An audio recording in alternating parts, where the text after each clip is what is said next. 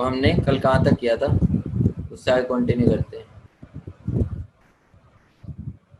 ठीक है, देखो ये थर्मो अगर जो मैंने अभी करवाई है, अगर तुमने उतना कर लिया तो एक तरह से, अगर तुमने अभी तक नहीं भी किया ना ढंग से, तो ये अगर नोट्स ये भी कर लोगे ना तो सफिशिएंट है, क्योंकि इसके अंदर एक तरह सारा कंटेंट है। प्रीवियस ईयर भी अभी हम करेंगे, पहले हम थोड़ी सी और थ्योरी कर ले। ठीक है, फिर प्रीवियस ईयर मैं दिखाता हूँ, कुछ बाहर से नहीं है, सब इसी के अंदर से है। मतलब कोशिश की है मैंने, ये 4-5 बिल्कुल कंसाइज करने की कोशिश की है। ठीक है, तो पहले अपने नोट्स ही पढ़ना, ठीक है, वो वाले, क्योंकि उसके अंदर क्या सीन होगा, इसके अंदर कई पॉइंट्स ऐसे भी हो सकते हैं तुमने ना पढ़ रखे हो, कई पॉइंट्स तुमने पढ़ भी रखे हो। ठीक है, तो उसके लिए है ये, ताकि तुम्हारा अगर बहुत ही, क्योंकि ब्रीफ में है, क्योंकि क्रैश कोर्स में ये होता ही ब्रीफ में सब कुछ, कि सब कुछ समझाने लग गया तो 1 महीना तो क्रैश यही थर्मो ले जाएगा। ठीक है, तो हम क्या करेंगे, आगे बढ़ते हैं। अगर किसी को लगे कि थोड़ी सी स्पीड हो गई है, ठीक है,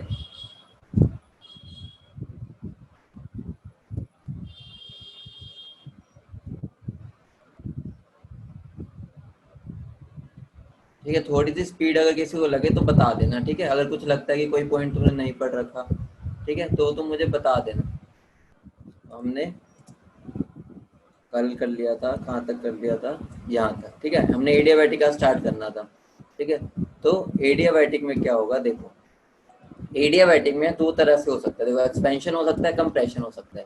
जो इंपॉर्टेंट पॉइंट है इसके अंदर, देखो इतना तो तुम्हें पता है कि जो हमारा वर्क होता है एक्सपेंशन में वो नेगेटिव होता है, ये तो हमने बताया था, work done by the system हमेशा क्या होता है, नेगेटिव होता है। तो ये बात, इस बात का ध्यान रखो।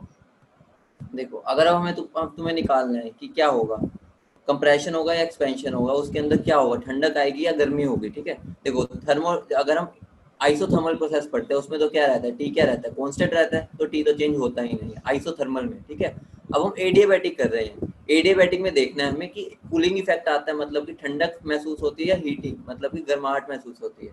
ठीक है, तो एक्सपेंशन क्या होता है, वर्क डन क्या होता है, नेगेटिव होता है, तो हमें पता ही है कोई भी एक प्रोसेस तो वर्क डन नेगेटिव ही होगा। ठीक है, तो वर्क डन नेगेटिव होता है, तो हमें पता है एडियाबैटिक में क्यू जीरो होता है, तो delta U change in internal energy किसके इक्वल होता है, क्यू प्लस डब्ल्यू होता है। ठीक है, क्यू तो जीरो हो गया क्योंकि एडियाबैटिक है, तो मेरा u is equal to W हो गया। ठीक है, u is equal to W हो गया, तो अगर मैं डेल्टा यू, मेरा अगर u नेगेटिव है तो डेल्टा यू भी नेगेटिव होगा, तो अगर ये भी नेगेटिव है तो डेल्टा यू मेरा क्या होता है, सीवी डी टी होता है, मैंने तुम्हें कल कराया था। ठीक है, CV D T is equal to negative हो गया। ये नेगेटिव कब होगा, जब मेरा T1 बड़ा होगा T2 से। देखो अगर T1 मेरा बड़ा है T2 से, इसका मतलब क्या हो गया, जब मेरी प्रोसेस खत्म हुई है एडियाबैटिक प्रोसेस, उसमें मेरी कूलिंग इफेक्ट शो हुआ है। क्यों, क्योंकि मेरा जो पहले वाला टेम्परेचर था वो ज्यादा था, अब वाला कम है, अब वाला कम है, तो मतलब क्या हो गया, टेम्परेचर डिक्रीज हो गया, तो हम उसको क्या बोल सकते हैं कि कूलिंग इफेक्ट हुआ है शो। ठीक है, तो कंप्रेशन की बात करते हैं। कंप्रेशन में क्या होता है, वर्क डन क्या होता है, पॉजिटिव, हमें पता है वर्क डन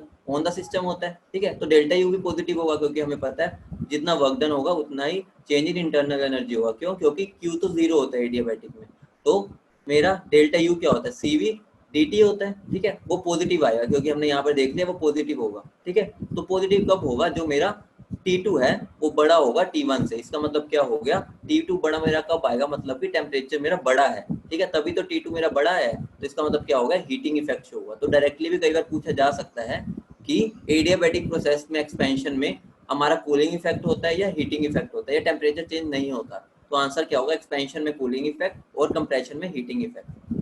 अब देखो एक और बात सुन लो, मैंने तुम्हें कल भी कराया था, अगर हम एक्सपेंशन की बात कर रहे हैं, एक्सपेंशन में रिवर्सिबल में हमारा वर्क ज्यादा होता है। ठीक है, as compared to irreversible process. तो इसका मतलब क्या हो गया, हमारा जो टेम्परेचर जो फॉल होता है, मतलब टेम्परेचर फॉल मतलब कि जितना, मान लो मेरा इनिशियल टेम्परेचर था 500 केल्विन था। ठीक है, इनिशियल टेम्परेचर मेरा 500 केल्विन था। ठीक है, अगर मैं उसको एडियाबैटिक प्रोसेस ही कर रहा हूँ, लेकिन क्या कर रहा हूँ, रिवर्सिबल ही कर रहा हूँ। ठीक है, रिवर्सिबल, तो हमें पता है कि वर्क डन रिवर्सिबल में ज्यादा होता है, तो अगर ज्यादा होगा तो डेल्टा यू भी ज्यादा होगा, और अगर डेल्टा यू ज्यादा होगा तो हमारा जो फॉल इन टेम्परेचर है, क्योंकि कूलिंग इफेक्ट हो रहा है, मतलब टेम्परेचर में जो डिक्रीज हुआ है वो भी ज्यादा होगा, तो मतलब मेरा वर्क डन रिवर्सिबल प्रोसेस ज्यादा होता है। मान लो देखो अगर मेरा 500 है, तो अगर मेरा 300 आ गया, मतलब 2 ऑप्शन दे रखे हैं कि तुम्हारी एडियाबैटिक रिवर्सिबल प्रोसेस हुई है। ठीक है, और एक एडियाबैटिक इरिवर्सिबल हुई है, तो एक 500 डिग्री केल्विन था मेरा T1, तो मेरा T2 एक बार आया 300, एक बार आया 400, तो एग्जामिनर पूछ सकता है कि तुम्हारी रिवर्सिबल प्रोसेस कौन सी थी और इरिवर्सिबल कौन सी थी। तो हमें पता है टेम्परेचर फॉल जो रिवर्सिबल प्रोसेस में वो ज्यादा होता है, तो इसका मतलब क्या हो गया, 300 वाला मेरा क्या होगा, एडियाबैटिक रिवर्सिबल, और 400 वाला एडियाबैटिक इरिवर्सिबल होगा। ठीक है, तो ये देखो कितना बढ़िया सा क्वेश्चन, मतलब कितना इंटरेस्टिंग है। अगर हमें कंसेप्ट नहीं पता तो हम ये नहीं कर पाएंगे। ठीक है, तो इस बात का ध्यान रखना। यही कंप्रेशन में आ जाओ, कंप्रेशन में तुम्हें पता है इरिवर्सिबल का वर्क डन बड़ा होता है। अगर किसी को याद नहीं है, मैं एक बार तुम्हें दिखा देता हूँ, बस वरना ये मना कहना कि हमें याद नहीं सर भूल गए। देखो फिर भी दिखा देता हूँ, देखो इधर मैंने कल ही करवाया था, ये वाला याद आया, ये जो मैंने तुम्हें करवाया था ये वाला पार्ट। देखो मेरा क्या हो रहा है, कंप्रेशन जो है मेरा इरिवर्सिबल वो ज्यादा है as compared to reversible compression, और जो एक्सपेंशन है वो इरिवर्सिबल को वो कम है as compared to reversible expansion. ठीक है, तो इस बात का ध्यान रखना, बहुत बढ़िया कंसेप्ट है। मतलब कि अगर इसको हम फील करें तो ऐसा लगता है भाई, मतलब समझ आ जाए ना जिसको, उसकी बल्ले बल्ले एक तरह से ये लगा लो। ठीक है, अब हम देखो आगे बढ़ेंगे। आगे क्या बढ़ना है अब हमें, फाइनल वेरिएबल कैलकुलेशन। ठीक है, फाइनल वेरिएबल कैलकुलेशन। अब देखो होता क्या है, पहले मैं तुम्हें देखो, हाँ अब ठीक है। देखो होता क्या है हमारा, जब हम आइसोथर्मल एक्सपेंशन कर रहे होते हैं उसमें तो कोई दिक्कत ही नहीं, कोई झंझट नहीं आइसोथर्मल में, क्योंकि टेम्परेचर तो हमारा कांस्टेंट ही होता है, हमारा पी और वी बचता है जो हमारा चेंज हो रहा होता है। ठीक है, दो वेरिएबल्स होते हैं, लेकिन एडियाबैटिक में क्या झंझट आ जाता है कि टेम्परेचर भी चेंज होता रहता है, तो हमारे पास तीन वेरिएबल हो गए, तो इनको सोल्व करने के हमारे लिए दिक्कत हो जाती है, तीनों को इकट्ठे मतलब एक तरह से रिलेट करते हुए चलना। तो हमारे कुछ रिलेशन होते हैं रिवर्सिबल एडियाबैटिक के, तो उनको याद रखना पड़ता ही है। तो क्या रिलेशन होते हैं, ये तीन रिलेशन होते हैं। अगर मैं रिवर्सिबल एडियाबैटिक की बात कर रहा हूँ, क्या होता है, टीवी की power gamma minus one is equal to constant, मतलब T1 V1 की power gamma minus one is equal to T2 V2 की पावर गामा माइनस वन। ये होता है रिलेशन, मतलब ये कांस्टेंट होता है, जितना इसकी वैल्यू होगी उतनी इसकी वैल्यू होगी। तो यहाँ से हम फाइनल टेम्परेचर निकाल सकते हैं या वॉल्यूम निकाल सकते हैं, जो भी निकालना हो। ठीक है, तीन रिलेशन होते हैं, तीनों को याद करना जरूरी है। सबसे ज्यादा तो ये पहले दो लगा लो, होते तीनों यूज है, लेकिन अगर तुम्हें एक याद हो गया तो तुम इंटर कन्वर्ट कर सकते हो, PV is equal to NRT use करके इससे ये रिलेशन भी निकाल सकते हो, इससे ये भी निकाल सकते हो। तो अगर एक भी याद रख लो तो बाकी तो निकाल सकते हो। ठीक है, तो हमें फिर भी अगर तीनों याद हो जाए तो बहुत बढ़िया है। PV is equal to gamma वाला तो पक्का याद रखना, दूसरा वाला भी, ये भी और ये भी याद रख लेना। ठीक है, क्योंकि निकालने में थोड़ा टाइम वेस्ट होगा वहां पर और तुम्हारे लिए दिक्कत हो जाएगी। तो देखो गामा जो है, गामा गामा की वैल्यू क्या होती है, सीपीएम सीपी बाय सीवी होती है। ठीक है, अब देखो सीपी बाय सीवी होती है, तो अगर मैं सीपी को क्या लिख सकता हूँ, इतना तो तुम्हें पता ही है, सीपी मेरा क्या होता है, या मैं बोलूँ सीपी माइनस सीवी जो मेरा होता है वो क्या मेरा होता है, एन आर। ठीक है, एन आर होता है। लेकिन अगर मैं इनको मोलर बना दूं, मोलर मतलब डिफाइन ही मोलर के लिए कर रहा हूँ। ठीक है, तो मान लो मैं मोलर के लिए डिफाइन कर रहा हूँ, तो मेरा क्या होता है, एन हट जाता है, क्योंकि अब मैंने मोल के लिए डिफाइन कर दिया। इतना तुम्हें पता है, अगर सीपी माइनस सीवी बोल रहा हूँ, मतलब हीट कैपेसिटी मोल की बात कर रहा हूँ, तो वो is equal to N R होती है। अगर मैं बात कर रहा हूँ मोलर हीट कैपेसिटी की, तो वो आर की इक्वल होती है, क्योंकि वो मैंने मोल के लिए, पर मोल के लिए डिफाइन कर दी। ठीक है, तो सीपी की वैल्यू मेरी क्या हो जाएगी, सीपी की वैल्यू क्या हो जाएगी, सीवी को इधर ले जाओ तो क्या बन जाएगी, आर प्लस सीवी। ठीक है, अपॉन सीवी। ठीक है, तो अगर मैं इसको ऐड करूंगा, अगर मैं इसको खोलूंगा तो क्या बन जाएगा ये, तो मेरा गामा माइनस वन क्या बन गया, एक ये रिलेशन बन गया, मतलब गामा और सीवी के बीच में डायरेक्टली रिलेशन मेरा क्या हो गया, ये वाला, क्योंकि हमें पता है आर तो क्या हो गया, हमें एक कांस्टेंट ही होता है जिसकी वैल्यू हमेशा कांस्टेंट ही रहती है। अब बात आ रही है अगर हम इरिवर्सिबल एडियाबैटिक की बात कर रहे हैं। ठीक है, ये रिवर्सिबल एडियाबैटिक था, उसके अंदर कोई दिक्कत नहीं। अगर इरिवर्सिबल एडियाबैटिक आ जाता है तो उसके अंदर जो रिलेशन होते हैं वो कैसे निकालेंगे, देखो सिंपल है, CV delta T is equal to minus P external V two minus V one, जो हमारा फॉर्मूला होता है। देखो delta U is equal to work done हो जाता है, क्योंकि हमें पता है, हमें क्या चीज पता है कि क्यू तो जीरो होता है एडियाबैटिक में। डेल्टा यू क्या होता है मेरा, सीवीडीटी होता है, सीवीडीटी ये आ गया।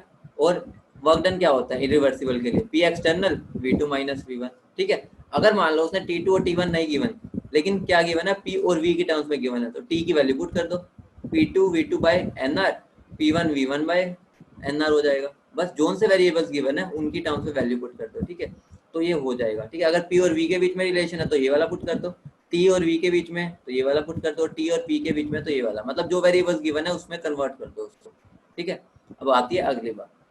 अगली बात क्या है, अगली बात और इंटरेस्टिंग है। अब हम हल्का सा और डीप में जा रहे हैं, मतलब वंडरवॉल के बारे में बात करेंगे, ठीक है। जो अभी तक हमने पढ़ा आइडियल के लिए पढ़ा, तो आइडियल वाला तो एक तरह से हो गया कि काफी लोग पढ़ते हैं। अब हम बात कर रहे हैं वंडरवॉल के लिए। वंडरवॉल के लिए क्या होगा, देखो हमें ये चीज पता है वंडरवॉल के लिए क्या होता है। अगर हम रिवर्सिबल प्रोसेस की बात कर रहे हैं, रिवर्सिबल मतलब पी एक्सटर्नल और पी इंटरनल इक्वल हो गया, तो अगर मैं वर्क डन की बात करूं, ठीक है, वर्क डन किसके इक्वल हो जाएगा, डेल्टा यू प्लस ये क्या हो जाएगा मेरा, डेल्टा यू की वैल्यू तुम्हें पता ही है, तो देखो डेल्टा यू मेरा किसके इक्वल हो जाएगा, वर्क डन के। वर्क डन मेरा क्या होता है, ये रहा, और डेल्टा यू की वैल्यू क्या होती है, मैंने तुम्हें कल कराई थी वंडरवॉल के लिए, मेरी होती है ये वैल्यू।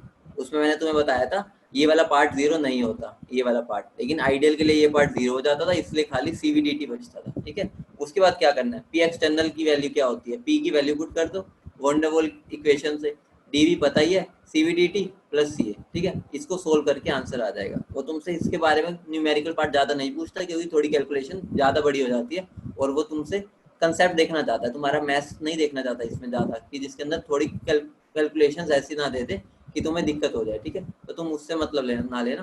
अब बात आ रही है जो मतलब कि एक बहुत ही खतरनाक बात है। खतरनाक बात क्या, जो हमारा ग्राफिकल क्वेश्चन हो जाते हैं। ग्राफिकल क्वेश्चन क्या हो गए, जिसके अंदर क्या हो गया, वो तुम्हारा मैथ्स भी चेक कर लेता है और केमिस्ट्री भी, तो वो उनका फेवरेट क्वेश्चन हो जाता है, ठीक है, उनका वो फेवरेट हो जाता है, फेवरेट क्वेश्चन, ठीक है। तो कैसे हो जाता है, अगर अब मुझे वर्क कंपैरिजन करना है, मतलब देखो हमने अभी एडियाबैटिक पढ़ लिया, आइसोथर्मल पढ़ लिया, ठीक है। आइसोकोरिक और आइसोबारिक का तुम्हें पता ही है, वर्क डन क्या हो जाएगा, कैसे होगा वो भी मैं तुम्हें बताता हूँ, ठीक है। तुम्हें ये चीज तो पता ही है, पीवी मतलब एक तरह से PV is equal to constant होता है, ठीक है, अगर हम आइसोथर्मल की बात कर रहे हैं, ठीक है। और हमें पता है एरिया अंडर द ग्राफ ही हमें क्या देता है, वर्क डन देता है। पीवी का जो अंडर द ग्राफ होता है, वो एरिया जो होता है उससे हमें वर्क डन मिलता है, ठीक है। और जो अगर हम एडियाबैटिक की बात करते हैं, तो मेरा पीवी की power gamma is equal to constant, ऐसा होता है, ठीक है। तो इसका मतलब क्या हो गया, मेरा जो ग्राफ बनेगा आइसोथर्मल का, वो कैसा बनेगा, अगर मैं बनाना चाहूँ कैसा बनेगा, पी क्या बन जाएगा, इज इक्वल टू कॉन्स्टेंट है के बाय वी, मतलब P inversely proportional to V आ जाता है, तो उसका ग्राफ मेरा कैसा बनता है, ऐसा बन गया। अब देखो एक और बात देखो, अब मुझे एडियाबैटिक का बनाना है, तो एडियाबैटिक का मेरा क्या बनेगा, P is equal to 1 by मतलब के बाय वी की पावर गामा, और तुम्हें पता है गामा की वैल्यू 1 से बड़ी ही होती है, ठीक है, 1 और 2 के बीच में आती है जनरली, ठीक है। तो क्या होगा, इसका मतलब क्या हो गया, जो इसका स्लोप होगा वो थोड़ा आइसोकोरिक से, आइसोकोरिक नहीं एडियाबैटिक से ज्यादा होगा, तो वो कैसा बन जाएगा मेरा, ऐसा, ठीक है। अब बात आ रही है आइसोकोरिक की। आइसोकोरिक क्या होता है, वॉल्यूम तो जीरो ही होता है, तो मेरा डीवी क्या हो गया, चेंज इन वॉल्यूम क्या हो गया, जीरो हो गया, तो मेरा वर्क डन भी क्या हो जाएगा, जीरो, क्योंकि वो क्या होता है, पीडीवी होता है, तो मेरा वर्क डन क्या हो जाएगा, जीरो। तो मेरा वर्क डन अगर जीरो हो गया, तो इसका मतलब क्या हो गया, आइसोकोरिक का जो मेरा ग्राफ हो जाएगा वो बिल्कुल पैरेलल टू एक्स एक्सिस आ जाएगा। अब आइसोबारिक, आइसोबारिक में क्या होता है, सॉरी आइसोकोरिक का मेरा क्या हो जाएगा, ऐसे, क्योंकि इसमें क्या हो रहा है, डीवी के अंदर कोई चेंज नहीं आ रहा। और लास्ट कौन सा बचा, लास्ट मेरा बचा आइसोबारिक। आइसोबारिक में तुम्हें पता है सबसे ज्यादा होता है वर्क डन, देखो तो उसका कैसा बन जाता है, पैरेलल टू मेरा क्या बन जाता है, वाई एक्स एक्सिस, ठीक है। अगर अब हमें इन तीनों में ग्राफ वो बताना हो कि वर्क का जो वर्क का वैल्यू है सबसे ज्यादा किस में है, तो तुम्हें दिख ही रहा है आइसोबारिक का ग्राफ कैसा है, क्योंकि हमें पता है आइसोबारिक में क्या है, पी कांस्टेंट हो जाता है, ठीक है, पी डीवी है, ठीक है, पी कांस्टेंट हो गया, तो मेरा क्या हो गया, पी की वैल्यू क्या हो जाएगी, कांस्टेंट हो गई, ठीक है, और उसका वर्क डन सबसे मैक्सिमम आ जाता है, ठीक है। तो अब देखो, अब तुम खुद सोचो कि मेरा इसका ग्राफ सबसे ज्यादा एरिया किसके अंडर आ रहा है, आइसोबारिक के अंदर आ रहा है, देखो नीचे देखो कितना बड़ा एरिया आ गया, ठीक है, तो आइसोबारिक का मैक्सिमम हो गया। उसके बाद आइसोथर्मल, आइसोथर्मल के नीचे ये वाला आ रहा है, जो इसके नीचे ये वाले के नीचे, और एडियाबैटिक ग्राफ और नीचे, तो इसका एरिया और कम हो गया। और आइसोकोरिक में तो जीरो ही होता है, तुम्हें पता ही है, ठीक है, क्योंकि वो क्या हो जाता है, उसका कुछ एरिया ही नहीं होता, वो तो पैरेलल टू वाई एक्सिस आ जाता है, तो इस बात का ध्यान रखना। तो सबसे ज्यादा वर्क डन होता है आइसोबारिक में, फिर आइसोथर्मल, फिर एडियाबैटिक और आइसोकोरिक, तो ये बहुत इंपॉर्टेंट है, अगर एग्जामिनेशन पॉइंट ऑफ व्यू से देखें तो इस पर ध्यान देना, ठीक है। अब देखो आगे बढ़ते हैं, वर्क डन वाली बात हो गई। अब हम बात करते हैं कि जो हमारे कंपैरिजन ऑफ वेरिएबल्स होते हैं, जो वेरिएबल्स होते हैं उसके अंदर जैसे पी वी टी होते हैं, उनका क्या होता है जब हम चेंजेस करते हैं। तो अगर हम अभी खाली एक्सपेंशन की बात कर रहे हैं, ठीक है, कंप्रेशन में जस्ट उसका उल्टा हो जाएगा, वो तुम खुद भी कर सकते हो। अगर एक समझ आ गया तो तुम दूसरा अपने आप कर भी सकते हो, ठीक है।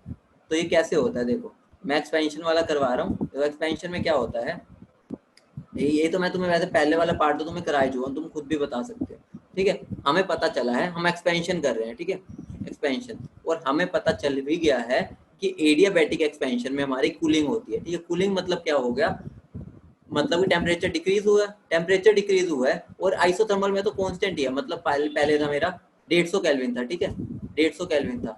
मैंने आइसोथर्मल प्रोसेस की, वो 150 का 150 रहा, ठीक है। मैंने की एडियाबैटिक प्रोसेस, तो वो कितना हो गया 100। हम एक्सपेंशन की बात कर रहे हैं, ठीक है। तो इसका मतलब क्या हो गया, ये मेरा कौन सा दिखा रहा है, ये मेरा क्या है एडियाबैटिक एक्सपेंशन, और ये मेरा क्या आइसोथर्मल एक्सपेंशन। इसका मतलब क्या हो गया कि यहाँ तो कांस्टेंट रहा, आइसोथर्मल में कांस्टेंट ही रहता है। इसका मतलब क्या हो गया, लेकिन उसने मेरे से ये नहीं पूछा किसमें टेम्परेचर डिक्रीज हुआ है, वो ये पूछ रहा कि फाइनल टेम्परेचर किसका ज्यादा है। तो ज्यादा किसका है, मेरा आइसोथर्मल वाले है, क्योंकि इसमें तो डिक्रीज हो गया। तो इसका मतलब क्या हो गया, T isothermal is greater than T adiabatic.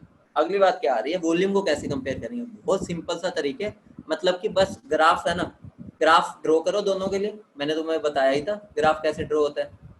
Isothermal के लिए ऐसे जाता है, एडियाबैटिक के लिए थोड़ा सा और नीचे स्लोप जाता है, क्योंकि हमें पता है वो क्या होता है, P directly proportional to 1/v की पावर गामा होता है। इस वजह से उसका जो ग्राफ होता है वो और थोड़ा सा डीप जाता है, ठीक है। अब देखो, अगर अब मुझे वॉल्यूम के बीच में कंपैरिजन करना है, ठीक है, जिसके बीच में कंपैरिजन करना है, देख लो, ठीक है, उसमें क्या दूसरे वेरिएबल को कांस्टेंट मान लो, ठीक है। तो मैं इसमें मैं प्रेशर को कांस्टेंट मान लेता हूँ, ठीक है, प्रेशर कांस्टेंट कर दिया। अब एक बात बताओ मुझे, प्रेशर कांस्टेंट करने पर तुम मुझे आंसर दोगे, ठीक है। देखो अब तुम मुझे आंसर दोगे ये वाला, कि जो मेरा प्रेशर है, प्रेशर, ये मेरा किसका ग्राफ है पहले बताओ, ये मेरा किसका है एडियाबैटिक, और ये मेरा किसका है आइसोथर्मल। मैंने प्रेशर कांस्टेंट कर दिया, तो मेरा प्रेशर कांस्टेंट करने में बताओ मेरी किसकी वॉल्यूम ज्यादा दिख रही है तुम्हें।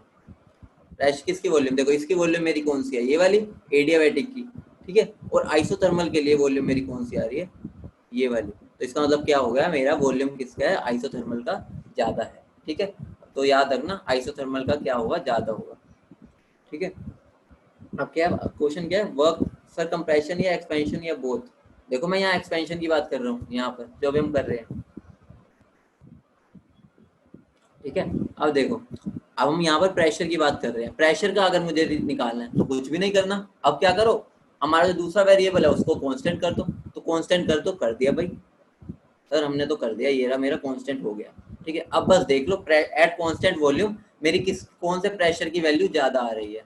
तो तुम्हें दिख ही रहा होगा किसकी ज्यादा आ रही है, ठीक है। तो हमें ये रहा, ये मेरा कौन सा होता है आइसोथर्मल का ग्राफ होता है। तो मेरा क्या होगा, P isothermal is greater than P adiabatic. तो ये हो गया। अगली बात क्या आ रही है, अब हम करेंगे हीट कैपेसिटी की, ठीक है। हीट कैपेसिटी की बात करेंगे।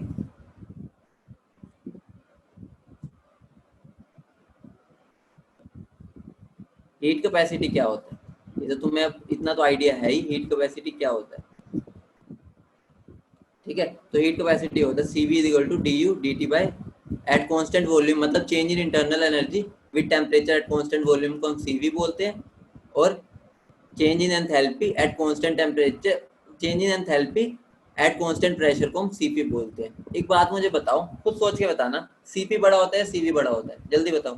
CP बड़ा होता है CV बड़ा होता है, अपने माइंड से बताना। CP बड़ा क्यों होता है, रीजन पता है किसी को, CP बड़ा क्यों होता है।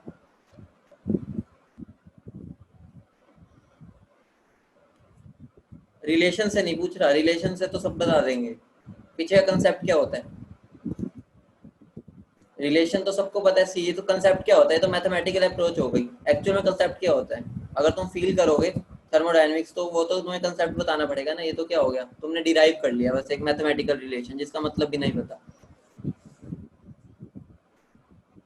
देखो मैं बताता हूँ, मेरा एक बात बताओ, क्यू अगर मैं निकालना हो, या मुझे देखो डेल्टा यू मेरा क्या होता है,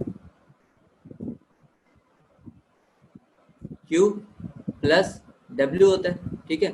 अब मुझे एक बात बताओ, डेल्टा U मेरा क्या होता है? डेल्टा U अगर मैं एट कांस्टेंट वॉल्यूम पे बात कर रहा हूँ, ठीक है, एट कांस्टेंट वॉल्यूम पे, तो मेरा क्या हो जाएगा? ये तो मेरा जीरो हो जाएगा कांस्टेंट वॉल्यूम पे, क्योंकि पता है पी वॉल्यूम कांस्टेंट हो गई, तो इसका मतलब क्या हो गया? मेरा वर्क डन जीरो हो गया। तो मेरा डेल्टा यू क्या हो गया? सारा क्यू के इक्वल। तो एक बात बताओ, क्यू वी को ही हम याद करो, क्यू वी को ही हम क्या बोलते होते हैं? यही तो हमारी क्या होती है? इंटरनल एनर्जी का चेंज होता है, ठीक है। डेल्टा एच को हम क्या बोलते हैं? डेल्टा एच को हम क्या बोलते हैं?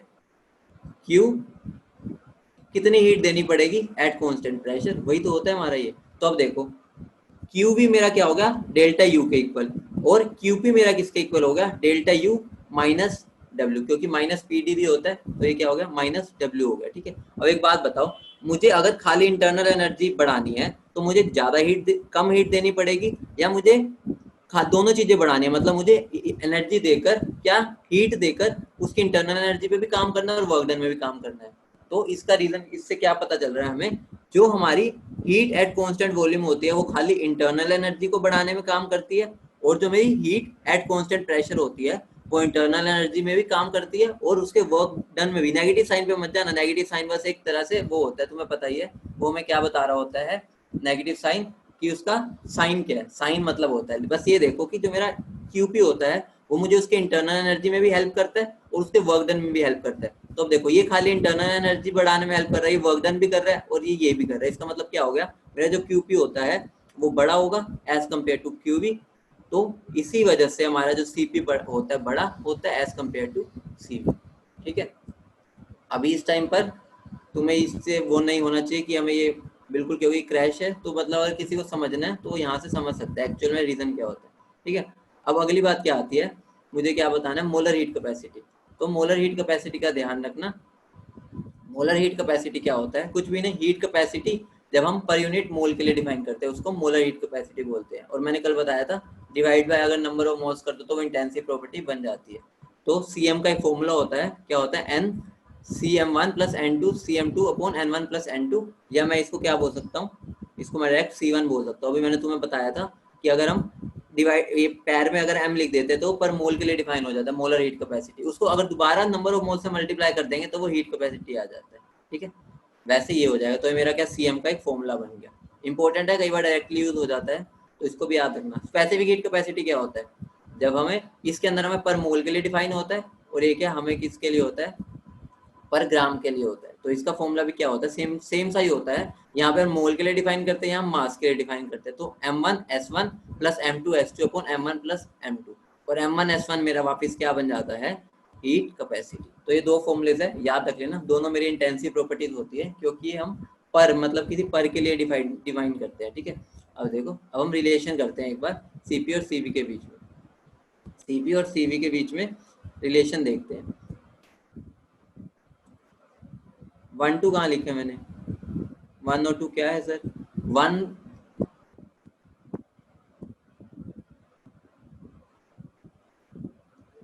S1 S2 सी, ये है हमारे, अगर हमने दो चीजों को मिक्स किया है, ठीक है। अगर हमें दो गैसेज है, दो गैसेज के लिए एक तरह से हमें कंबाइंड निकालनी है मोलर हीट कैपेसिटी, तो उसका फॉर्मूला होता है, जैसे हम एम एवरेज निकालते हैं ना, वैसे ही ये किसके लिए होता है? उनकी एवरेज सीएम निकालने के लिए, मतलब मोलर हीट कैपेसिटी निकालने के लिए, ठीक है। अब देखो, रिलेशन की बात करते हैं। रिलेशन क्या होता है सीपी और सीबी के बीच में? एक तो तुम्हें पता ही है, जो तुम पढ़ते हुए आ रहे हो हमेशा से, जो तुम कूद कूद के बोलते हो, जैसे मैं बोलता हूँ तुम sir CP minus CV equal to R, CP minus CV equal to N R, ठीक है। एक्चुअल में क्या रिलेशन होते हैं मेरे? ये रिलेशन होते हैं, ठीक है। इनको डिराइव करके ही मेरा ये आता है। तुम्हें इन पर नहीं जाना, याद नहीं करना, छोड़ो, बस देख लो कि CP minus CV equal to N R जो हम बोलते हैं, वो हमारा इन रिलेशन को सोल्व करके आता है। मतलब इन रिलेशन को सोल्व करने पे हमारा ये निकलता है आइडियल गैस के लिए, ठीक है। अगर कोई बोले CP minus CV equal to N R, कौन सी किसके लिए होता है, तो तुम्हारा आंसर क्या होगा सर? आइडियल गैस के लिए। वंडरवॉल के लिए वो अलग होता है। वंडरवॉल के लिए क्या होता है? R one plus Z A upon R T V. याद नहीं रखना ये वाला रिलेशन, बस समझ जाओ कि ये बस जो हम पढ़ते हैं वो आइडियल गैस के लिए पढ़ते हैं, ठीक है। वंडरवॉल के लिए अलग हो जाता है। अब आगे बात क्या आ रही है? हीट कैपेसिटी का कंपैरिजन, जो कि बहुत ही कंसेप्चुअल चीज है और मतलब दिमाग खोल देती है बिल्कुल। कौन सा पार्ट है? देखो, हीट कैपेसिटी कंपैरिजन कर रहे हैं, ठीक है। डिग्री ऑफ फ्रीडम का तुम्हें आइडिया है ही, तुम ये तो फिजिक्स में ही पढ़ते हो, ठीक है। तो डिग्री ऑफ फ्रीडम अगर मैं बात कर रहा हूँ, ठीक है, सॉलिड के लिए क्या होगी, अगर मैं सॉलिड के लिए बात करूंगा तो वो खाली वाइब्रेशनल होती है, ठीक है। वाइब्रेशनल मतलब उसमें रोटेशनल और ट्रांसलेशनल नहीं होती, ठीक है, क्योंकि हमें पता है वो वाइब्रेट करते हैं अपनी पोजीशन पे बस, ठीक है। तो डिग्री ऑफ फ्रीडम, अभी मैं हाई टेम्परेचर की बात कर रहा हूँ, ये मेरे हाई टेम्परेचर वाले हैं, ठीक है। सॉलिड के लिए खाली वाइब्रेशनल डिग्री ऑफ फ्रीडम होती है, लिक्विड के लिए वाइब्रेशनल और रोटेशनल होती है, ठीक है, ट्रांसलेशनल नहीं होती। गैस के लिए तीनों होती है, ट्रांसलेशनल भी, रोटेशनल भी और वाइब्रेशनल भी। तो अब मुझे खुद बताओ, हमें ये चीज तो पता है सीपी सीवी वगैरह किस पे डिपेंड करती है, डिग्री ऑफ फ्रीडम, ठीक है। तो तुम मुझे इन डाटा को देख के बताओ कि किसकी हमारी इसमें से एट हाई टेम्परेचर पे किसका जो हमारा हीट कैपेसिटी है वो ज्यादा होगी, ठीक है, जिसकी डिग्री ऑफ फ्रीडम ज्यादा होगी, ठीक है।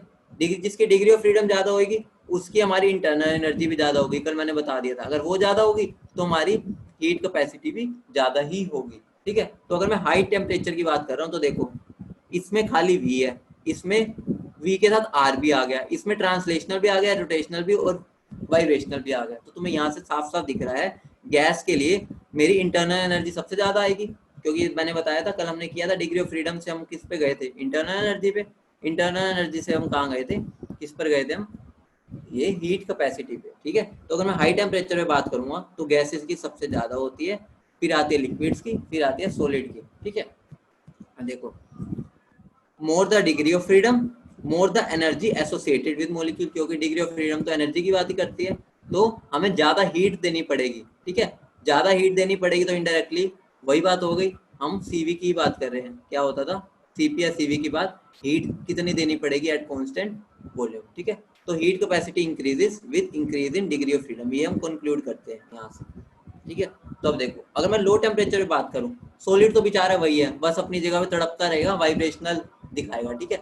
लिक्विड में भी वही है, वो वाइब्रेट करेगा, रोटेट करता रहेगा, लेकिन होगा क्या, ध्यान दो, गैस में क्या हो जाता है, वाइब्रेशनल वाला भाग जाता है, वाइब्रेशनल वाला गायब, मतलब जब हम लो टेम्परेचर पे करते हैं मतलब वो तड़प नहीं पाता, वो चल सकता है, रोटेट कर सकता है, लेकिन वाइब्रेट नहीं कर सकता लो टेम्परेचर पे, ठीक है, गैस की बात करें तो। अब देखो ये तो एक है, ये तो अभी भी लास्ट ही आएगा, सॉलिड तो अभी भी लास्ट आएगा, तो सबसे लास्ट कौन है, सॉलिड। उसके बाद आए देखो इसमें भी दो है, इसमें भी दो है, लेकिन तुम्हें पता होगा, अच्छे से पता होगा, मेरा जो ट्रांसलेशनल और रोटेशनल के लिए जो मेरी एनर्जी होती है एक डायरेक्शन में वो क्या होती है, हाफ के टी, तुम्हें पता होगा हाफ के टी लेते हैं या हाफ आर टी लेते हैं, ठीक है। लेकिन जब मैं वाइब्रेशनल की बात करता हूँ उसके लिए पर यूनिट की वैल्यू क्या होती है, के टी, मतलब वाइब्रेशनल डिग्री ऑफ फ्रीडम में मेरी जो एनर्जी एसोसिएटेड होती है वो डायरेक्टली डबल होती है ट्रांसलेशनल और रोटेशनल से, अगर हम एक एक्सिस की या एक डिग्री ऑफ फ्रीडम की बात कर रहे हैं, ठीक है। तो अब खुद बताओ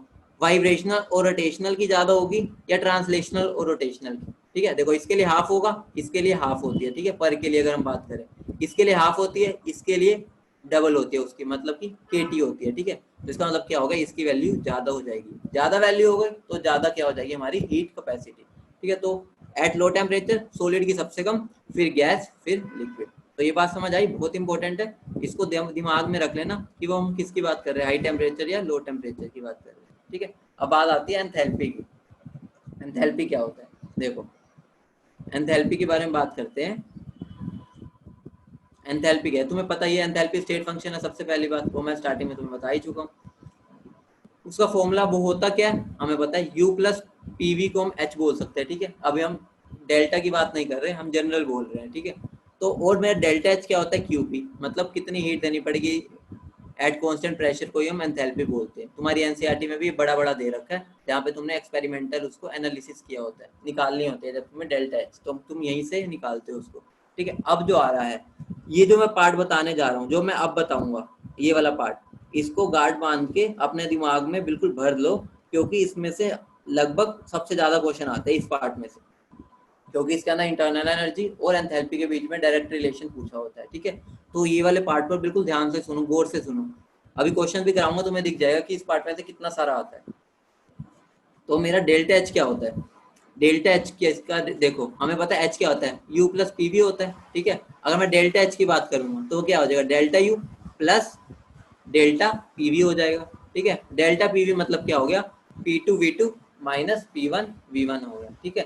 तो ये बात ध्यान रखना, ये रिलेशन क्या होता है, जनरल रिलेशन है। जनरल मतलब क्या हो गया, ये हम सबके लिए अप्लाई कर सकते हैं, चाहे वो सॉलिड हो, गैस हो या लिक्विड हो।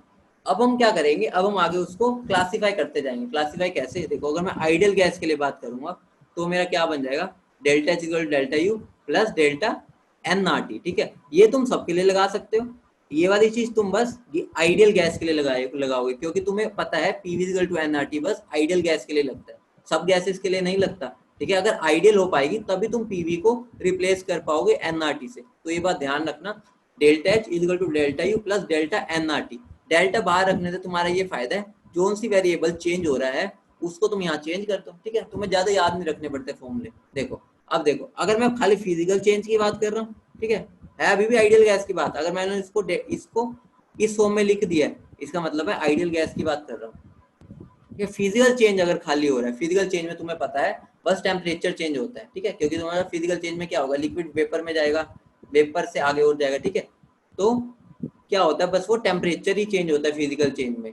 तो इसका मतलब क्या होगा, delta S equal to delta U plus N R, तो कांस्टेंट होगा क्योंकि बताया मैंने नंबर ऑफ मोल्स तो चेंज होते नहीं, अगर हम फिजिकल चेंज की बात कर रहे हैं तो वो डेल्टा टी हो जाता है, मतलब delta H equal to delta U plus N R T two minus T one, ठीक है। अगर अब हम केमिकल चेंज की बात करेंगे तो केमिकल चेंज में क्या होता है, delta H equal to delta U, देखो केमिकल चेंज में हमारा टेम्परेचर नहीं, हमारे नंबर ऑफ मोल्स चेंज होते हैं, तो हमारा क्या बन जाएगा, delta H plus delta U plus R T delta N G. G पर फोकस करो, यहीं पर एग्जामिनर तुम्हें घुमा जाता है कि हमें बस गैसियस मोल्स के बीच में सब्ट्रैक्शन करना है, ठीक है। डेल्टा एन जी जो हम निकालेंगे वो क्या होगा, number of moles of gaseous product, ठीक है। प्रोडक्ट में जितने गैसियस वाले हैं, ठीक है, गैसियस का ध्यान रखना, मैं जी भी लिख रहा हूँ, नंबर ऑफ प्रोडक्ट जो गैसियस है minus number of moles of reactant जो कि हमारे कौन से है, गैसियस, जी मतलब गैसियस। तो गैसियस तुम अपने माइंड में ऐसे लिख के चला करो कि तुम्हें गैस पे ध्यान रहे, तुम लिख देते हो number of products, number of moles of reactant minus product, ऐसा कर देते हो, ठीक है तुम, लेकिन ऐसा नहीं करना, तो इस बात का ध्यान रखना। अब आप बात आती है कि डेल्टा एनजी जब भी हम निकालेंगे, ध्यान से सुन लो, बिल्कुल ध्यान से, इधर ध्यान दो, डेल्टा एनजी जब भी निकालेंगे इक्वेशन हमारी बैलेंस्ड होनी चाहिए, बैलेंस्ड नहीं होगी तो तुमने अपना खात्मा कर दिया, बिल्कुल गलत कर दिया क्वेश्चन, ठीक है। बैलेंस होनी चाहिए वो, ठीक है। अब देखो, अब बात आती है, अब बात आती है फेस चेंज में, अगर हमारा फेस चेंज हो रहा है तो हमारा कैसे कैसे चेंजेस होते हैं, ठीक है, डेल्टा एच और डेल्टा यू में, ठीक है। तो मैंने तुम्हें बताया ही था फेस चेंज अगर हो रहा है तो तुम कैसे करोगे, देखो ये तो तुम्हें पता ही है, delta H equal to delta U plus P delta V होता है, ठीक है। अगर फेस चेंज हो रहा है, फेस चेंज मतलब कि लिक्विड से वेपर जा रहा है या कोई फेस चेंज हो रहा है, तो उसमें क्या होता है, हमारा वॉल्यूम चेंज होता है, ठीक है।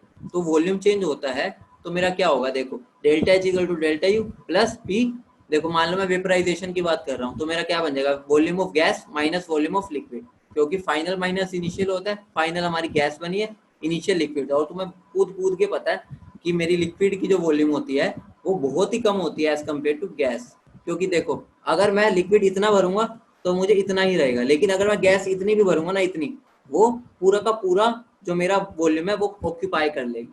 तो तुम्हें साफ साफ पता है वॉल्यूम ऑफ गैस बहुत बड़ी होती है as compared to volume of liquid, तो मेरा क्या हो जाता है, वॉल्यूम ऑफ लिक्विड नेग्लेक्ट ही हो जाता है, मतलब इतना डिफरेंस आ जाता है, तो मेरा डेल्टा एच क्या हो जाता है, delta U plus P V ji. We जी क्या है, मेरा वॉल्यूम ऑफ गैस, मतलब लिक्विड के वॉल्यूम की जरूरत ही नहीं पड़ती, मतलब बेचारा इतना गरीब है लिक्विड वाला, उसकी कोई औकात ही नहीं है इस गैस की वॉल्यूम के सामने।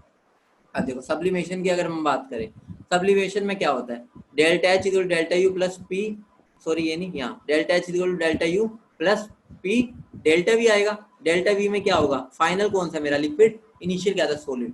यहाँ पर देखो कितनी अच्छी बात है, ऊपर क्या हुआ था, मेरा ये नेग्लेक्ट हो गया था क्योंकि लिक्विड की वॉल्यूम बहुत कम होती है, यहाँ पर क्या होता है, मेरी वॉल्यूम ऑफ लिक्विड जो होती है वो लगभग इक्वल होती है, लगभग इक्वल होती है वॉल्यूम ऑफ सॉलिड के, तो ये मेरा क्या बन जाता है, जीरो हो जाता है, जीरो हो जाता है, इसका मतलब जितना delta H equal to delta U हो जाता है। देखो ध्यान दो, ऊपर वाले में गैस की बहुत बड़ी थी जिससे मेरा लिक्विड की वॉल्यूम को हमने नेग्लेक्ट कर दिया, यहाँ पर क्या हुआ, दोनों की वॉल्यूम मेरी लगभग सेम होती है, खुद बताओ, अगर मैं एक कंटेनर लेता हूँ उसमें मैं एक सॉलिड रखता हूँ और अगर मैं उतने ही वॉल्यूम का एक लिक्विड रखता हूँ तो हमें पता है उनकी वॉल्यूम लगभग सेम ही होगी, ठीक है। तो ये क्या हो जाता है, जीरो हो जाता है, कैंसिल आउट हो जाता है। देखो वॉल्यूम ऑफ लिक्विड और सॉलिड इक्वल है, तो ये जीरो हो जाएगा और मेरा delta is equal to delta U हो जाएगा। ठीक है, तो ये बहुत इंटरेस्टिंग चीज थी, इस पर फोकस करना।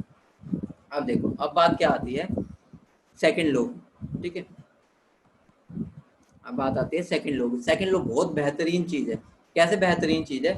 ठीक है, हमें फर्स्ट लॉ ने हमें क्या बता दिया, उसने ये बता दिया कि एनर्जी कंजर्व रहती है हमेशा, internal energy equal to Q plus W. ठीक है, मतलब जो भी इंटरनल एनर्जी होगी वो क्या होगी, या तो हीट की फॉर्म में यूज होगी या वर्क डन में। ठीक है, तो लेकिन उसने ये नहीं बताया कि डायरेक्शन क्या होगा। मतलब कि देखो, अगर मैं तुम्हें ये बोल रहा हूँ कि मेरी क्या है, T2 बड़ा है T1 से।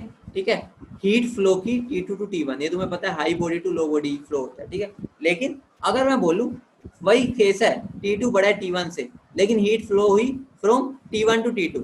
देखो यहाँ पर हमें, अगर मैं एनर्जी प्रिंसिपल लगाऊं, जो फर्स्ट लो है, फर्स्ट लो क्या बोलता है, delta U is equal to Q plus W. वो मैं दोनों के लिए निकालूंगा, वो सेम आएगा, क्योंकि उसने एनर्जी कंजर्व करवाई। एनर्जी तो कंजर्व ही रहेगी चाहे जो मर्जी हो, बस, लेकिन उसने डायरेक्शन की बात ही नहीं की। और हमें खुद को पता है कि ये तो फिजिबल होता है, ये फिजिबल नहीं होता जब तक हम एक्सटर्नल उसको कोई फोर्स ना लगाए, क्योंकि low from low temperature body to high temperature body temperature flow नहीं करता। ठीक है, हीट फ्लो नहीं करती। ठीक है, तो हमें पता है फॉर बोथ प्रोसेस ये वैलिड है, लेकिन हमें पता है जो सेकंड है वो नॉन स्पॉन्टेनियस है। इसका मतलब क्या हो गया, फर्स्ट लॉ का फेलियर क्या था, वो ना स्पॉन्टेनिटी बता पाया था और ना ही डायरेक्शन बता पाया था। ठीक है, अगली बात क्या आती है, हमें ये पता है delta U equal to Q plus W होता है, और हमें इतना भी पता है साइक्लिक प्रोसेस के लिए डेल्टा यू जीरो होता है, मैंने तुम्हें कल बताया था। तो इसका मतलब क्या हो गया, जितनी हम हीट देंगे वो सारी की सारी, या जितना हम वर्क डन करेंगे वो सारा का सारा हीट में कन्वर्ट हो जाएगा और वाइस वर्सा। लेकिन हमें पता है कि अगर हम किसी किसी भी सिस्टम को सारी हीट दे, वो सारा वर्क डन में कंप्लीट नहीं होता।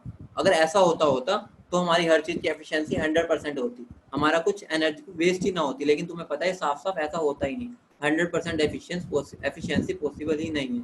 मतलब फर्स्ट लॉ इसको भी एक्सप्लेन नहीं कर पाया ना ये वाली बात को। अगली बात क्या, तीसरी बात सुनो। फर्स्ट लॉ क्या बोलता है कि डेल्टा एच अगर नेगेटिव होगा तो एक्सोथर्मिक होगी, तो स्पॉन्टेनियस होगी। ठीक है, एंडोथर्मिक अगर होगी तो नॉन स्पॉन्टेनियस होगी। एक्सोथर्मिक मतलब हीट रिलीज हुई है।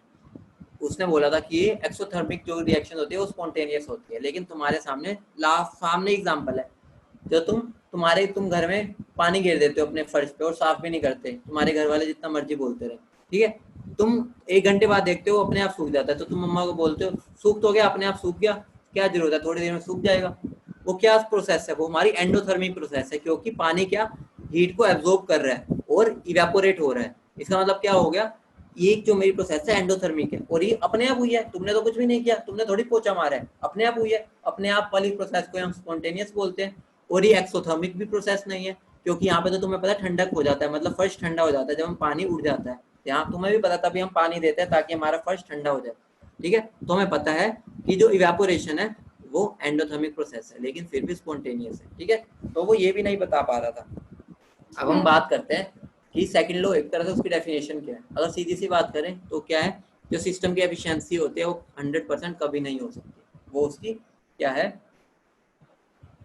ड्रॉबैक है। ठीक है, अब देखो, अब हम बात कर रहे हैं कार्नोट साइकिल या हीट इंजन की। ठीक है, इसमें डायरेक्ट फॉर्मूला बेस्ड होता है, बस इतना कुछ आता नहीं है, फिर भी हमें पता होना चाहिए क्या हो रहा है इसके अंदर, वरना क्वेश्चन करने में दिक्कत आती है, हल्का सा और ट्विस्ट दे दे। ठीक है, हमें पता है एफिशिएंसी क्या होता है, कि एफिशिएंसी मतलब आउटपुट वो हो गया कि तुम कितने एफिशिएंट हो, मतलब कि तुम्हारे 100 नंबर का पेपर हुआ, मतलब 100 नंबर का, और तुम्हारे कितने आए। ठीक है, तुम्हारे कितने आए, 50 आए, 33 आए, 30 आए, और उसकी क्या होगी एफिशिएंसी, मतलब कितना हमें आउटपुट मिला, मतलब कितने हमारे मार्क्स आए, और हमने कितने का पेपर दिया, मतलब कितना इनपुट दिया।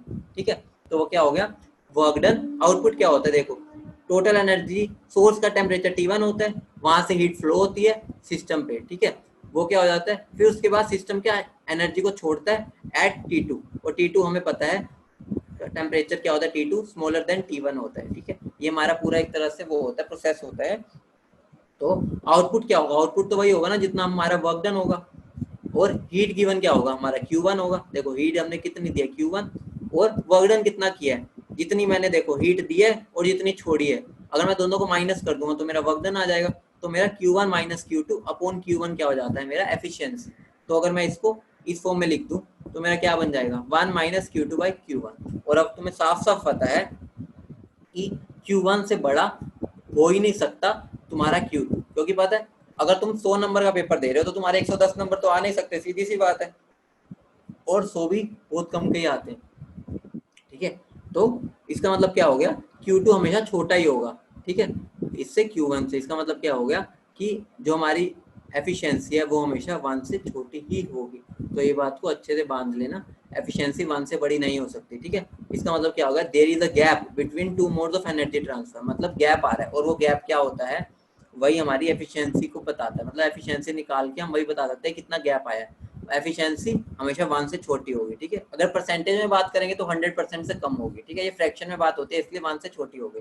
ठीक है, अब इसको प्रोसेस पूरी होती कैसे है, पूरा डिटेल में जाने की जरूरत नहीं है, बस एक छोटे छोटे पॉइंट्स है वो सब बता देता हूँ क्या होता है। ठीक है, देखो सबसे पहले क्या होती है,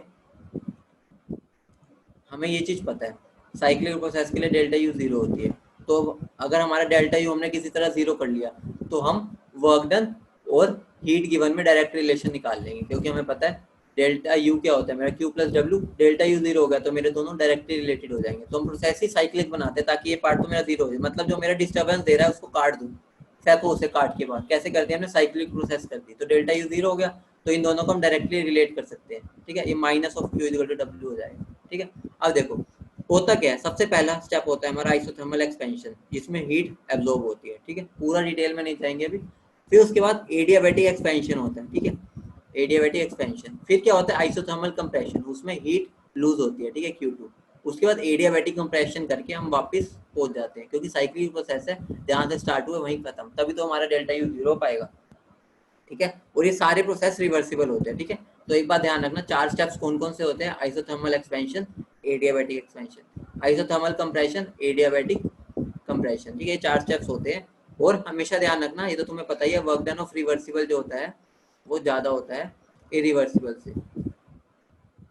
ठीक है, इन केस ऑफ एक्सपेंशन। ठीक है, तो अगर मैं कार्नोट साइकिल की बात करूं तो मेरा जो भी ये फॉर्मूला आया था ना, ये वाला इज इक्वल टू 1 माइनस ये वाला जो मैंने ये नीचे लिखा ही हुआ है, ये मेरा क्या था, जनरल फॉर्म थी। ठीक है, अगर मैं कार्नोट साइकिल के लिए बात करूं तो उसको वो किस में कन्वर्ट हो जाती है, इसमें eta is equal to 1 minus T2 by T1, मतलब Q1 by Q2 is equal to T1 by T2। यहाँ से हम इन दोनों से रिलेशन निकाल सकते हैं। ठीक है, और अब तुम्हें पता ही है जो एफिशिएंसी हो रिवर्सिबल होती है वो ज़्यादा होता है रिवर्सिबल से, क्योंकि हमें पता है रिवर्सिबल में जो हमारा होता है वर्क डन ज़्यादा होता है, तो एफिशिएंसी भी ज़्यादा हो जाती है। ठीक है, अब देखो अब बात आ रही है जो काम की है, इसमें तुम्हें इतना नहीं जाना, ये देखो इस पर ध्यान दो।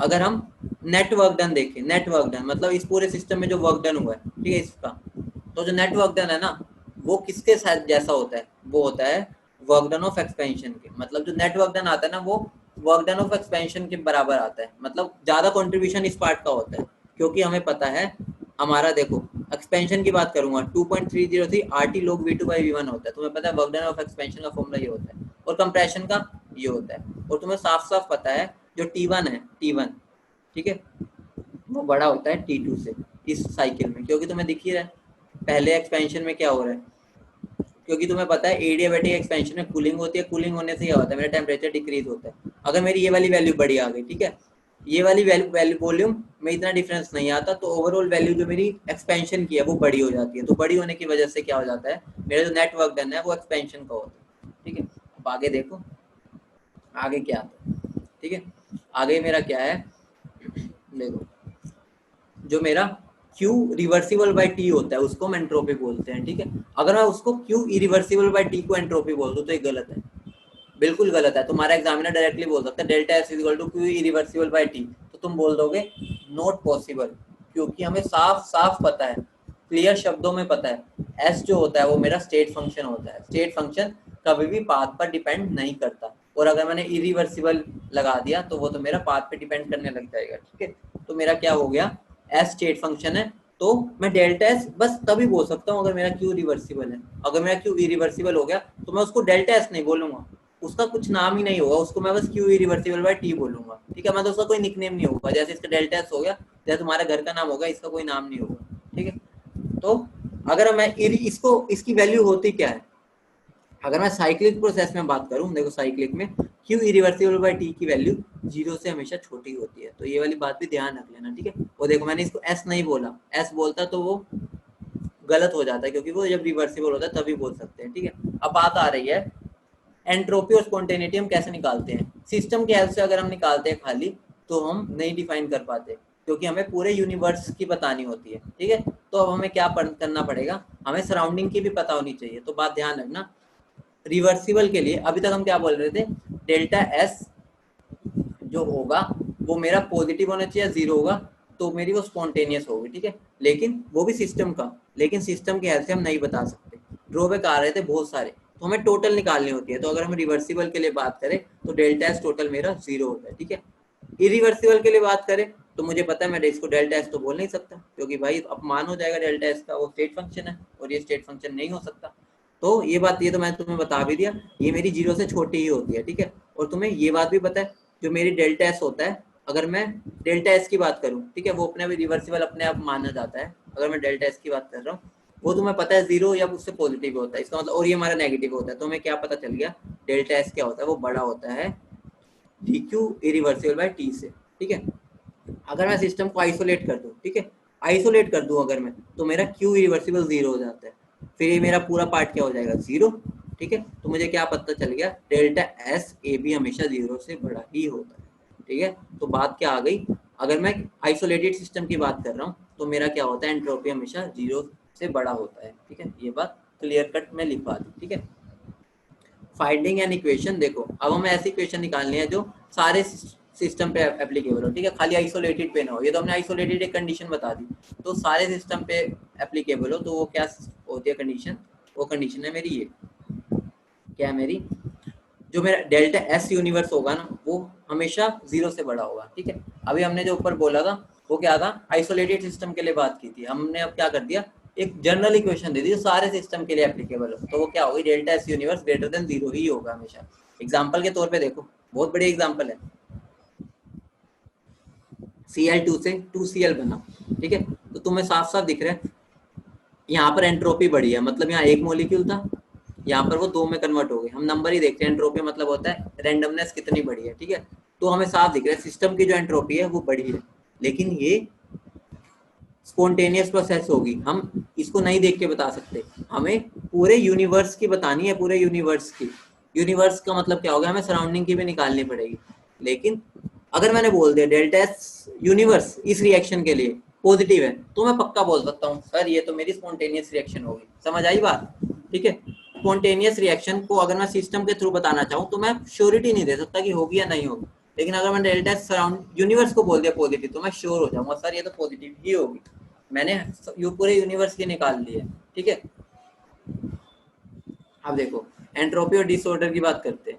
एंट्रोपी और जो डिसऑर्डर होता है वो कैसे हम एक दूसरे रिलेट करते हैं। देखो ये जो पार्ट चल रहा है सेकंड लॉ, वो समझ लो कि सबसे इंपॉर्टेंट पार्ट है, इसमें सेकंड लॉ में से सबसे ज्यादा क्वेश्चन आते हैं, ठीक है, क्योंकि इसके अंदर बहुत कंसेप्चुअल आ जाते हैं और कई डायरेक्ट भी आ जाते हैं, ठीक है। तो मैं एंट्रोपी और डिसऑर्डर की बात करता हूँ। ये वाला पार्ट भी, जैसे भी मैंने तुम्हें एक पार्ट बताया था ऊपर, बहुत इंपॉर्टेंट है, ये वाला पार्ट भी बहुत इंपॉर्टेंट है। तो मैं कल क्वेश्चन कराऊंगा, आज तो शायद थ्योरी बस पूरी हो जाएगी, आज कल सारे क्वेश्चन ही करेंगे इसमें, ठीक है।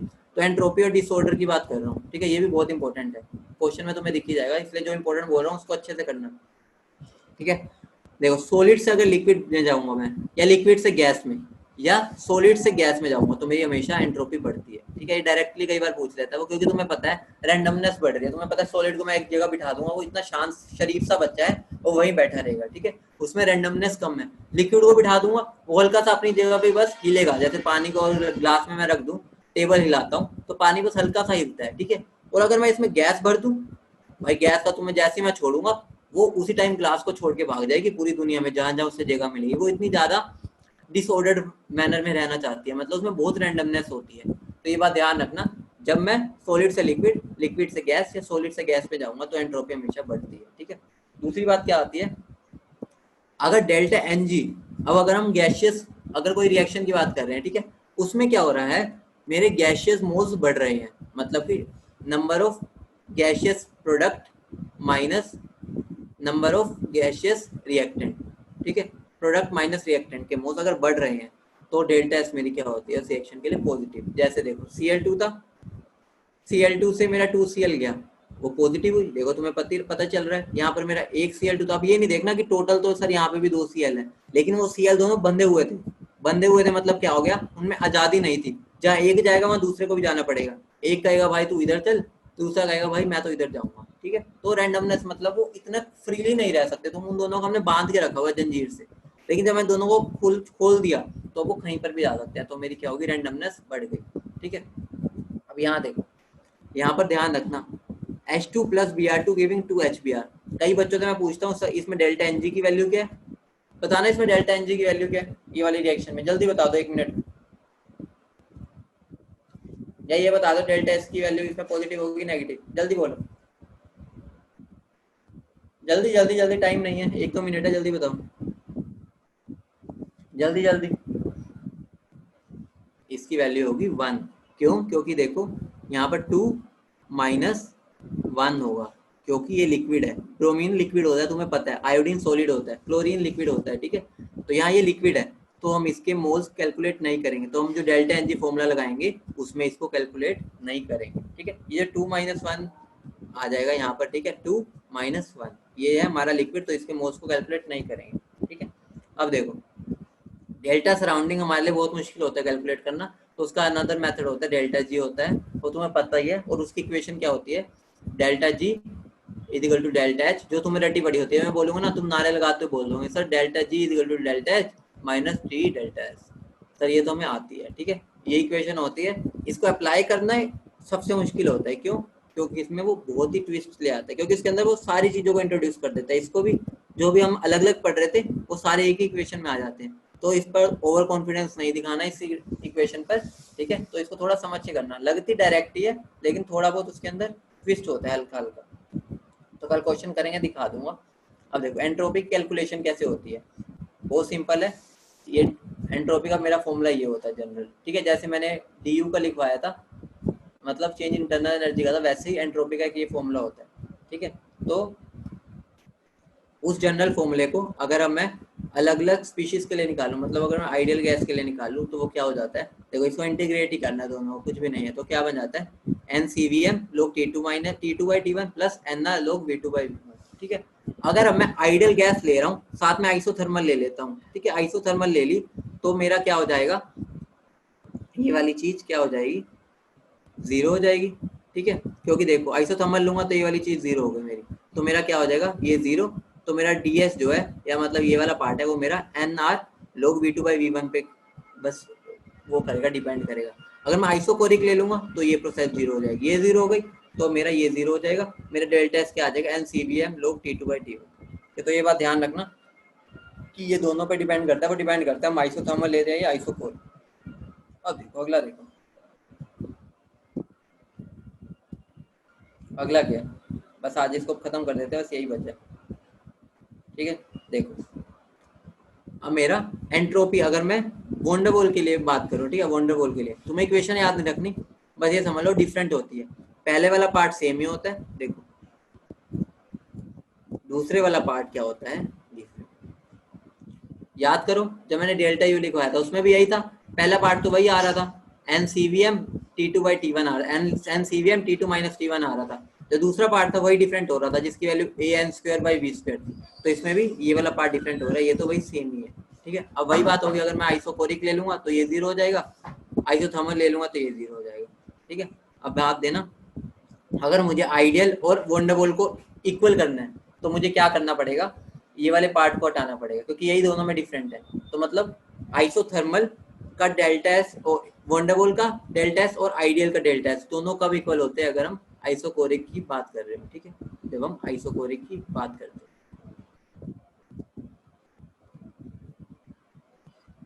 ठीक है, तो अब देखो अगर अब मैं H के टर्म्स में निकालना चाहूँ एंट्रोपी, अभी मैंने किसके टर्म्स में निकाली थी, CV की टर्म में, अब मैं CP की टर्म में निकालना चाहूंगा। ठीक है, CP की टर्म में अगर मैं निकालना चाहूंगा तो कुछ भी नहीं, यहाँ पर क्या हो जाएगा, बस यहाँ पर वहाँ CVM था, यहाँ CPM हो जाएगा। ठीक है, और वहां पर NR log V2 by V1 था, यहाँ P1 by P2 हो जाएगा। तो जो डिफरेंस है वो दोनों में ध्यान रखना, कंफ्यूज नहीं होना। वहां पर क्या था, इसकी जगह CVM था और इसकी जगह V2/V1 था, ये भी ध्यान रखना, ये P1/P2 है, तो दोनों में रेसिप्रोकल का डिफरेंस है, मतलब वन एक दूसरे के इनवर्स है दोनों। P की जगह V भी आ गया और ये 1/2 की जगह 2/1 भी आ गया, तो ये बात भी ध्यान रखना, ठीक है। सॉलिड और लिक्विड के लिए अगर हम बात करें तो डेल्टा एस क्या होता है, N CVM log T2/T1 होता है। और एक बात ध्यान रखना, सॉलिड और लिक्विड के लिए कुछ CVM CPM नहीं होता, खाली CM बोलते हैं हम उसको, ठीक है। उसके लिए हम CVM नहीं पर मोल नहीं डिफाइन करते, हम उसकी टोटली देखते हैं, क्योंकि तुम्हें पता है उसके अंदर क्या होता है, सिग्निफिकेंट चेंज ही नहीं होता, there is no significant change in pressure and volume with temperature. तुम्हें पता है अगर मैं सॉलिड को हीट करता हूँ कितना वॉल्यूम बढ़ता है, तुम्हें भी पता है कुछ नहीं, गैस में बहुत ज्यादा बढ़ जाता है, ठीक है। हम लिक्विड और सॉलिड में नहीं बढ़ता, इसलिए उसका CVM नहीं होता, उसका CP होता है, ठीक है। उसका नाम होता है, ऐसा नहीं है कि नाम बस रख दिया कि हम उसको CVM नहीं बोल सकते, ठीक है। और ये वाला पार्ट जीरो हो जाता है उसके लिए, क्यों, क्योंकि देखो जनरल में हमने क्या पढ़ा था, यहाँ पर क्या आता था, dP del P by del T at constant volume T dV। और मैंने तुम्हें बता दिया सॉलिड और लिक्विड के लिए ज्यादा चेंज नहीं होता टेम्परेचर चेंज करने पे dV में, अगर ये ज्यादा चेंज नहीं होगा तो मेरा लगभग ये जीरो हो जाता है, तो मेरी पूरी क्वांटिटी जीरो हो जाती है। तो मैं क्या बोल सकता हूँ, डेल्टा सॉलिड और लिक्विड के लिए खाली ये होता है। देखो वहां पर तुम्हें कोई जरूरत ही नहीं है, क्योंकि अगर मैं बात करूं अब इन टर्म्स ऑफ CP की बात करूंगा तो तुम्हें मैंने बता ही दिया, CVM और CPM कुछ नहीं होता सॉलिड लिक्विड में, CM ही होता है, ठीक है। तो उसके लिए एक ही बनेगा, और चेंजेस हमारे इसी पार्ट में आ रहे थे, ठीक है, तो वो भी हो गया। ये इक्वेशन वहीं से आती है जो हमने सबसे पहला रिलेशन किया था, जो U था ना, U equal to Q plus W किया था, फर्स्ट लॉ होता है ना, ठीक है। तो तुम्हें पता है Q रिवर्सिबल बाय T हमारा क्या होता है, एंट्रोपी वही होता है ना, तो इसको यहीं से डिराइव करके निकालते हैं। डेरिवेशन पे तो अभी तुम्हारा टाइम है भी नहीं जाने का, और वो तुम्हारे अभी काम की भी नहीं है, वो फर्स्ट लॉ से आई है, ठीक है बच्चे, फर्स्ट लॉ से आई है वो। अब देखो फेज ट्रांसफॉर्मेशन की बात कर रहे हैं, फेज ट्रांसफॉर्मेशन में डेल्टा एस की वैल्यू क्या होती है, ये होती है, ठीक है। फेज ट्रांसफॉर्मेशन में पीओटी कांस्टेंट होता है, ये बात तो तुम्हें पता ही होगा। जब मैं सॉलिड से लिक्विड से गैस में जा रहा हूँ, जब 100 डिग्री टेम्परेचर होता है ना, उस टाइम पर प्रेशर भी कांस्टेंट रहता है और टेम्परेचर भी कांस्टेंट रहता है, ठीक है। तो मेरा डेल्टा एस क्या हो जाता है, इक्वल, उसका फॉर्मूला क्या बन जाता है, डेल्टा एच बाई टी। और जो अगर मैं बात कर रहा हूँ फ्यूजन की, तो डेल्टा एच फ्यूजन हो जाता है, और टी एम क्या है, मेल्टिंग वाला, क्योंकि हम सॉलिड से लिक्विड में जा रहे हैं तो मेल्ट ही हो रहा है, ठीक है। लिक्विड से गैस में जाएंगे तो मेरा डेल्टा एच क्या हो जाता है, delta H vaporisation by T boiling, temperature boiling point वाला, ठीक है। अगर मैं सब्लिमेशन की बात करूंगा तो delta H sublimation by T sublimation, ठीक है। तो एक बात ध्यान रखना, देखो एक क्वेश्चन में समझा देता हूँ, अगर एंट्रोपी ऑफ मिक्सिंग निकालनी है तो हमें ये चीज तो पता ही है, एंट्रोपी ऑफ मिक्सिंग क्या होती है, जितना एक बॉडी हीट छोड़ेगी उतना गेन करेगी दूसरी, ठीक है। चलो मैं ये वाली चीज तुम्हें कल बता दूंगा, खत्म होगा तुम्हारा ये चैप्टर, ठीक है। कल हम क्वेश्चन करेंगे और थर्मोकेमिस्ट्री स्टार्ट करेंगे, थर्मोडायनेमिक्स खत्म, थर्मोकेमिस्ट्री तुम्हारी स्टार्ट होगी, ठीक है। अगली क्लास में मिलेंगे, ठीक है। अभी तुम्हारी क्योंकि अगली क्लास भी होनी है, फिर तुम्हें दिक्कत हो जाएगी।